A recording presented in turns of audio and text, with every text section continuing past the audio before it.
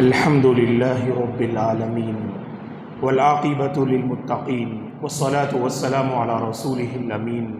وعلى آله وصحبه أجمعين ومن تبعه بإحسان إلى يوم الدين أما بعد فأعوذ بالله من الشيطان الرجيم قل للذين كفروا ستغلبون وتحشرون إلى جهنم وبئس المهاد قد كان لكم آية في فئتين التقتا فئة تقاتل في سبيل الله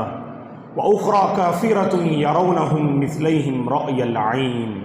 والله يؤيد بنصره من يشاء إن في ذلك لعبرة لأولي الأبصار۔ محترم حضرات، قرآن مجید میں اللہ تبارک و تعالیٰ نے قوم یہود کی بہت ساری مذموم صفات کو ذکر کیا ہے، اور اس حوالے سے پچھلے دروس میں بہت ساری مذموم صفات جو اہل کتاب کی ہیں، خصوصاً قوم یہود کی، تو ان میں سے بعض صفات کو ہم نے ذکر کیا۔ ابھی دو آیات کریمہ سورہ آل عمران کی آپ کے سامنے پڑھی گئی۔ دراصل یہ دو آیتیں نازل ہونے کا سبب جسے مفسرین نے ذکر کیا ہے اور بیان کیا ہے کہ رسول اللہ صلی اللہ علیہ وسلم جب مدینہ تشریف لائے تو آپ نے مدینے میں امن کا ماحول قائم رکھنے کے لیے بہت سے اہم اقدامات آپ نے کیے۔ ان میں سے ایک اہم قدم یہ کہ میثاق مدینہ، دستور مدینہ اللہ کے نبی نے تیار کیا صلی اللہ علیہ وسلم نے، اور اس دستور مدینہ کی دو اہم شق تھیں۔ ایک انصار اور مہاجرین کے آپسی حقوق اور فرائض جنگ بدر کے بعد ذکر کیے گئے، اور اس سے پہلے جیسے ہی اللہ کے نبی مدینہ پہنچے صلی اللہ علیہ وسلم، یہودیوں کا مسلمانوں کے ساتھ کیسا تعلق اور معاملہ ہونا چاہیے، اور مسلمانوں کا یہودیوں کے ساتھ کیسا سلوک ہونا چاہیے، باہر کا دشمن اگر مسلمانوں پہ حملہ کرے تو اس وقت یہودیوں کا کیا کردار ہونا چاہیے، تو یہ ساری تفصیلات اس دستور مدینہ میں اللہ کے نبی نے جو ہے بیان کیا۔ لیکن قوم یہود کی یہ بنیادی پہچان رہی کہ ان سے جو اللہ کے نبی نے معاہدے کیے، عہد و پیمان لیے، ہر عہد و پیمان کو انہوں نے توڑنے کی ناپاک کوشش کی۔ اللہ نے قرآن مجید میں کہا الذین عاہدت منہم ثم ينقضون عہدہم فی کل مرہ۔ اے نبی، جب آپ ان یہودیوں سے عہد و پیمان والا معاملہ کرتے ہیں، یہ ہر مرتبہ ان عہد و پیمان کو توڑنے کی یہ لوگ کوشش کرتے ہیں۔ اور خاص کر جنگ بدر کے بعد، جس جنگ میں اللہ تعالیٰ نے زبردست کامیابی مسلمانوں کو عطا کی، تو اس کے بعد یہودیوں کے بدن میں آگ بھڑک اٹھی، اور جو دلوں میں انہوں نے مسلمانوں کے خلاف جو دشمنی ان کے دلوں میں پائی جاتی تھی، اب اس دشمنی کو کھلم کھلا مسلمانوں کے سامنے اس کا اظہار کرنے لگے۔ تو ایک موقع پر رسول اللہ صلی اللہ علیہ وسلم نے خصوصاً بنو قینقاع کے جو یہودی تھے، تو ان یہودیوں کو آپ نے جمع کیا اور آپ نے ان سے فرمایا یا معشر یہود اسلموا قبل ان یصیبکم مثل ما اصاب قریشا۔ اے یہودیو، تم اسلام قبول کرو قبل اس کے کہ تم پر بھی وہی حالت آئے جو حالت کے قریش پر آئی ہے بدر کے مقام پر۔ جب اللہ کے نبی نے آگاہ کیا یہودیوں کو، تو یہودیوں نے اللہ کے نبی سے کہا ہم اہل مکہ نہیں ہیں، ہم مشرکین اور کفار نہیں ہیں جو آپ کے مقابلے سے ڈر جائیں، ہمارے پاس جنگی تدابیر موجود ہیں، ہم جنگ کرنا اچھی طرح سے جانتے ہیں، اگر آپ کی ہم سے لڑائی ہو جائے ہم ضرور غالب ہو کر رہیں گے۔ تو اللہ تعالیٰ نے سورہ آل عمران کی یہ دو آیات کریمہ اللہ نے نازل فرمائی۔ قل للذین کفروا ستغلبون وتحشرون الی جہنم۔ اے نبی آپ ان کافروں سے کہہ دیجئے ان بنو قینوقا کے یہودیوں سے کہہ دیجئے ستغلبون وتحشرون الی جہنم، بہت جلد تم مغلوب ہو جاؤ گے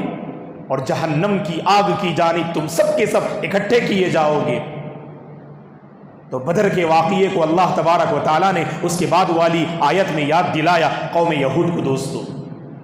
اور ہوا یہ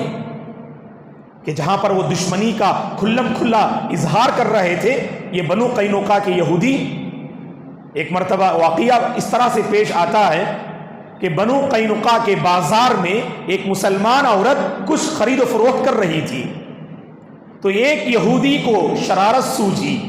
اس نے کیا کیا، اس یہودی نے اس مسلمان عورت کے کپڑے کے کنارے کو کسی چیز سے اس نے باندھ دیا، اور جب وہ مسلمان عورت آگے بڑھنے لگی تو اس کے جسم سے پورا کپڑا نیچے، یعنی وہ عورت برہنہ ہو گئی۔ تو اس نے مسلمانوں کو پکارا مدد کے لیے،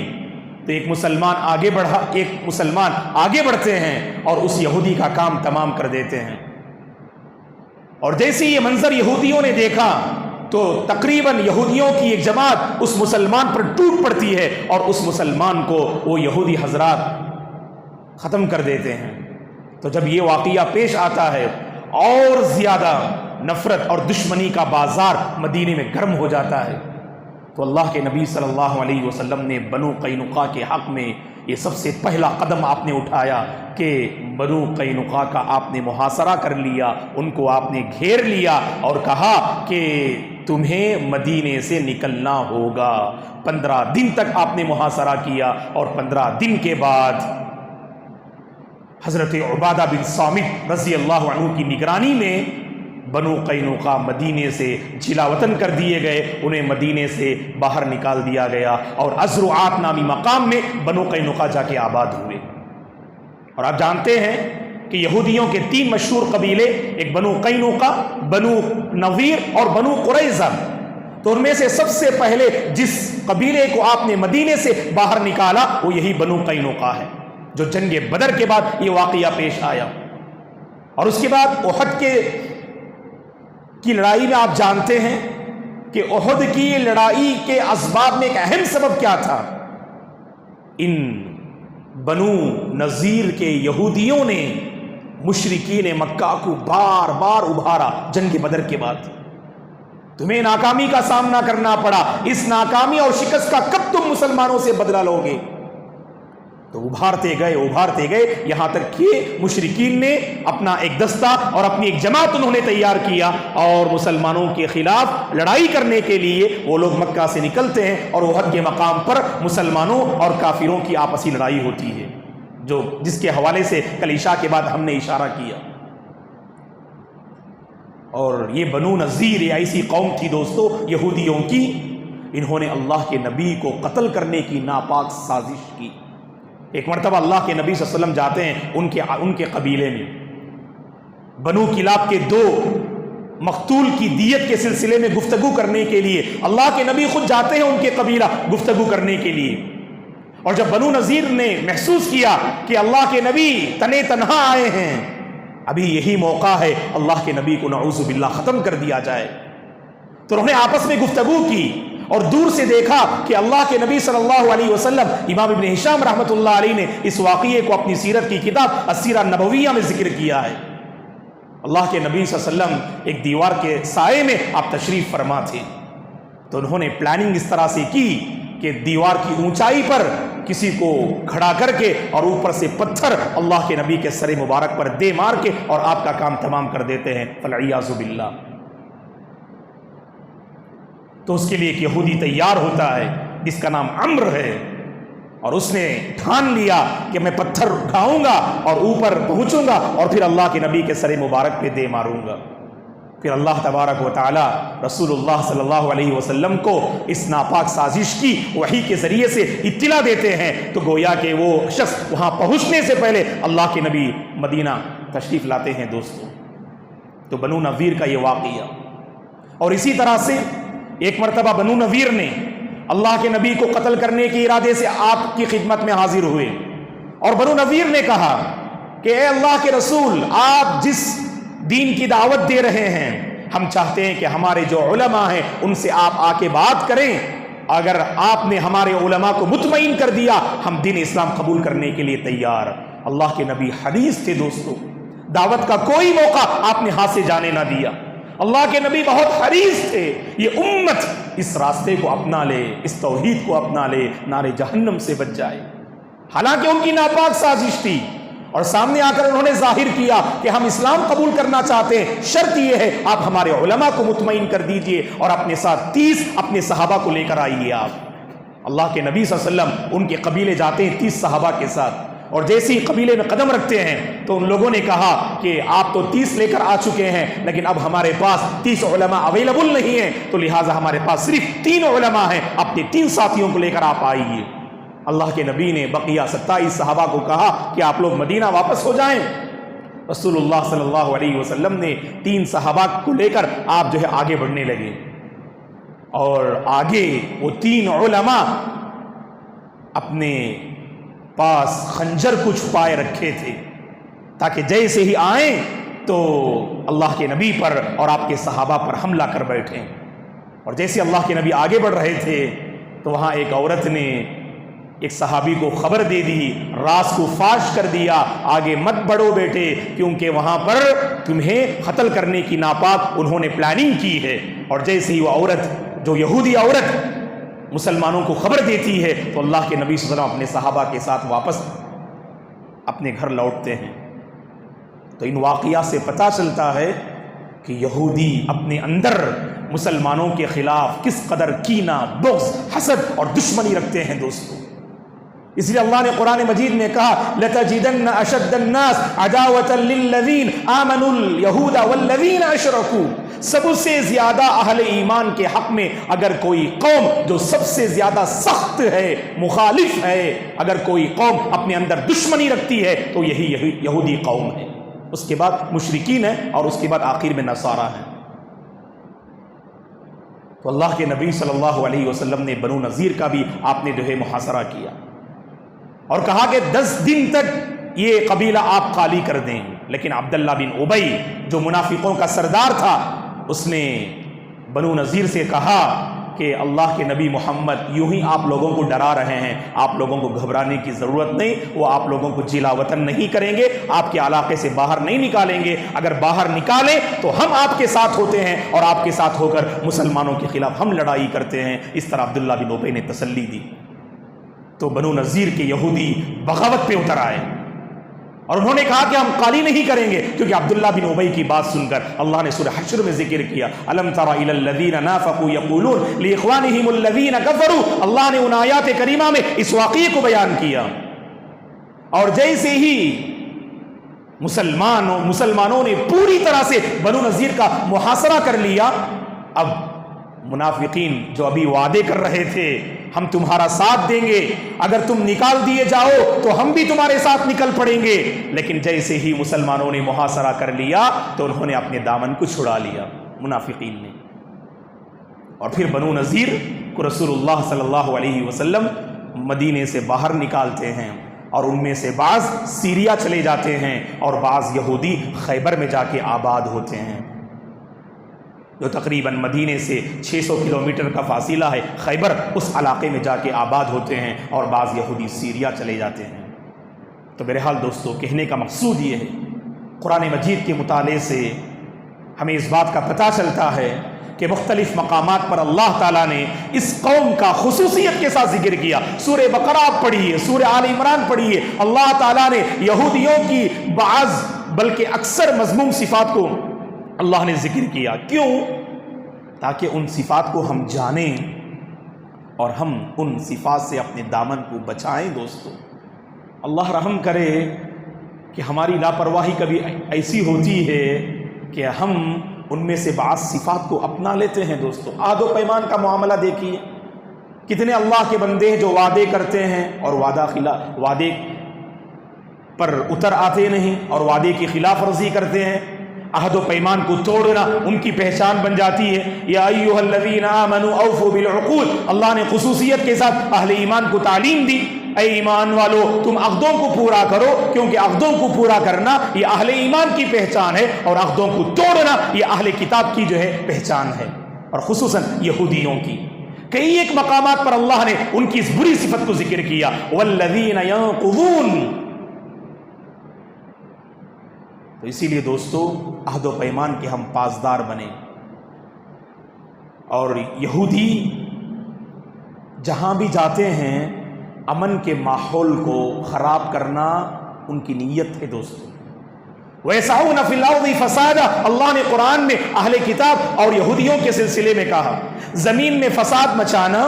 اور امن کے ماحول کو ختم کرنا یہ ان کی ناپاک سازش ہوتی ہے۔ اور میرے اور آپ کی کوشش کیا ہونی چاہیے، جب ماحول بگڑ رہا ہو تو ماحول کو بنانے کا ہنر اپنے اندر پیدا کیجیے۔ آج اسی کی ضرورت ہے۔ ماحول بگاڑنے والے بہت ہیں، اور ماحول بگاڑنا یہ اہل ایمان کی صفت نہیں، یہ اہل ایمان کی پہچان نہیں۔ ماحول بگاڑنا یہ اہل کتاب کی پہچان ہے، اہل نفاق کی پہچان ہے۔ صفوں میں دراڑ پیدا کرنا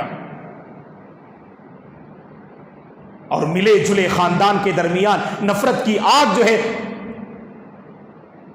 پیدا کرنا، یہ